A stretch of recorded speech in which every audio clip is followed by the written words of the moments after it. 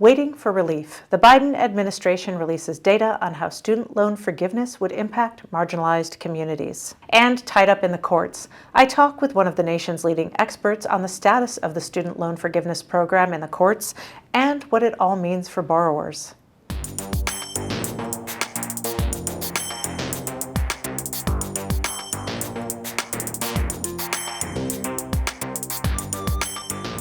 Welcome to Advocate Today. I'm Tracy E. Gilchrist. Today, we're discussing higher education in America. A new study shows Black students are more likely to be discriminated against than any other ethnic group. The study from Gallup and the Lumina Foundation shows that Black students have lower six-year college completion rates than any other group. Researchers point to several factors for the gap, such as rising financial costs, student loan burdens, and more responsibilities outside of school.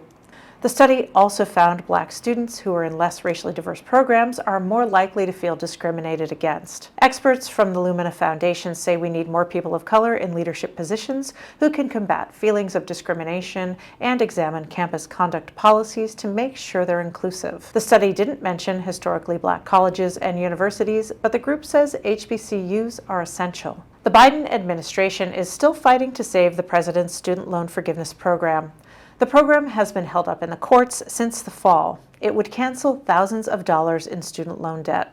The Department of Education released new data that breaks down student loan relief applications. According to a department official, in every congressional district, at least 30% of eligible borrowers were approved before the program was blocked in November. The vast majority of applications came from the bottom 80% of congressional districts. The plan would offer up to $20,000 of individual debt forgiveness to millions of low and middle-income borrowers. Ongoing legal challenges have prevented people from actually receiving relief, even if their applications have already been approved. The Department of Education received about 26 million applications for debt relief before the program was blocked. More than 16 million of those applications were fully approved. The Supreme Court is expected to issue its ruling in June or July.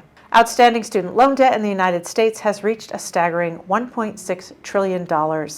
This debt burden is impacting millions of Americans, with the average borrower owing $36,609 in student loans. The pandemic has only exacerbated the issue, with job losses and economic uncertainty making it even harder for borrowers to make payments. There are a lot of questions about the student loan forgiveness program, and I spoke with one of the nation's leading experts on student loan law, Adam Minsky, for an update on the president's student loan promise and how the court cases could impact both borrowers and the economy. Hi, Adam Minsky, student loan borrower, attorney, and advocate. Thank you so much for joining me today. Thanks for having me. Moving to the student loan debt forgiveness program that has been the talk for quite some time now. There's so much back and forth with it. Would you give us a little bit of an idea of where that stands right now in the courts cases? Yeah, so there's actually a number of different initiatives. Obviously, the big one that a lot of people have been focusing on is the one-time cancellation program, which would wipe out either $10,000 or $20,000 in federal student loan debt for millions of borrowers. That program was blocked before it could be implemented in response to a couple of legal challenges, and those challenges have now made their way up to the U.S. Supreme Court. The court held oral arguments in February, and a decision is ultimately expected sometime this summer, probably in June.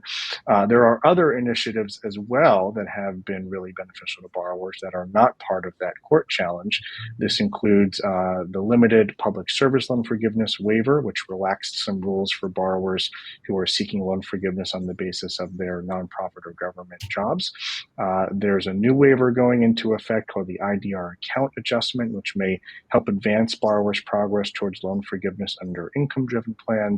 There's also been some new flexibilities for borrowers seeking disability discharges, and some new developments as well for borrowers seeking relief through the Borrower Defense to Repayment Program, which can provide student loan discharges for folks who were defrauded by their schools. So there's a lot going on. Yeah. The court case before the Supreme Court is obviously a big thing, but there's other things that are happening too. Great. Well, thank you for that. And then also, regarding the big court case, the Supreme Court is packed with, right-wing judges, frankly.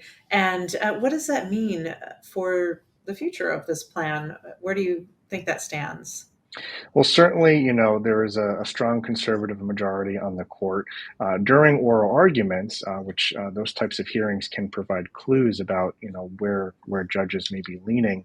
There was a majority on the court. At least five of the conservative justices did seem to express varying degrees of skepticism about the loan forgiveness program's legality.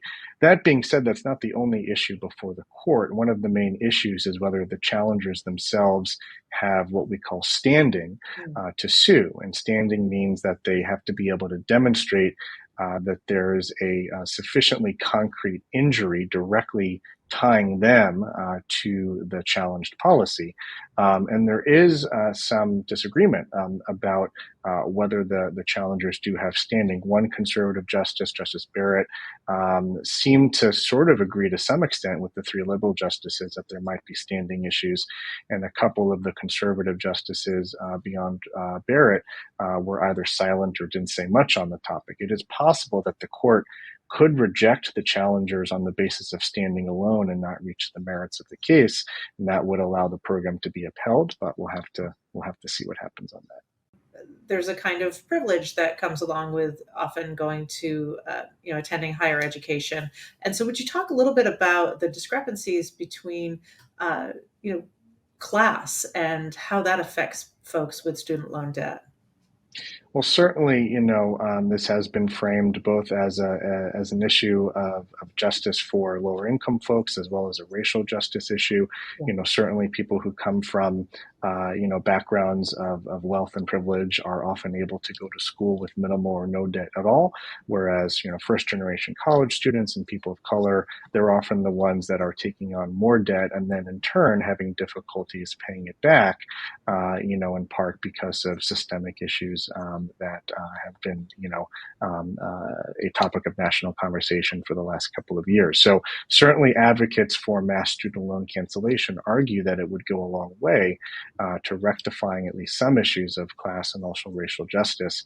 And that's one of the major, justifications that advocates point to in trying to argue that the program should be upheld.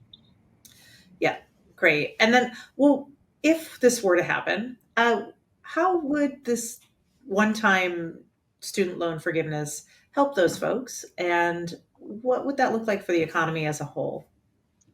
Well, I'm not an economist, so I can't say for sure, exactly what would happen. But, Yeah. the Biden administration says that the vast majority of the benefits would flow towards middle income and lower income borrowers.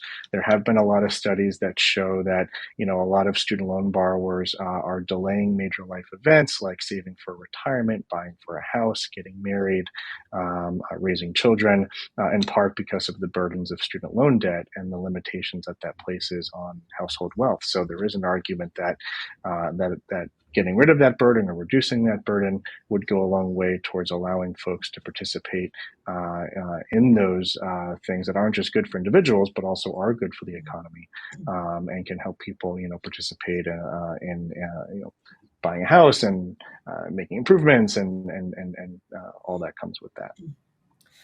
Great. Well, for those who were really kind of pinning their hopes on the student loan forgiveness, if it were not to happen, uh, what are some options for those people who really, could use that money to get started in their careers and their lives? Well, so again, that program before the Supreme Court is obviously a significant program, but it's just one, and there's a bunch of other initiatives out there. There's the IDR account adjustment, which could go a long way towards advancing borrowers' progress towards eventual loan forgiveness. There's income-driven repayment plans in general that can provide affordable payments and eventual loan forgiveness for folks who can pay their student loans based on their income. There are some new changes going into effect this July that will impact a broad range of programs, including public service loan forgiveness for folks who work in nonprofit or government jobs. And the Biden administration has said that they're also going to be overhauling one of the available income-driven plans to make it even more affordable and even more generous. We don't know when that will be available, but that should be coming out in the next year or two, and that could also help people quite a bit. Thank you so much to Adam for stopping by and providing his expertise on student loans. The Advocate channel is advocating for all with our content and coverage. Visit us wherever you stream or online at advocatechannel.com. I'm Tracy E. Gilchrist. I'll see you next time.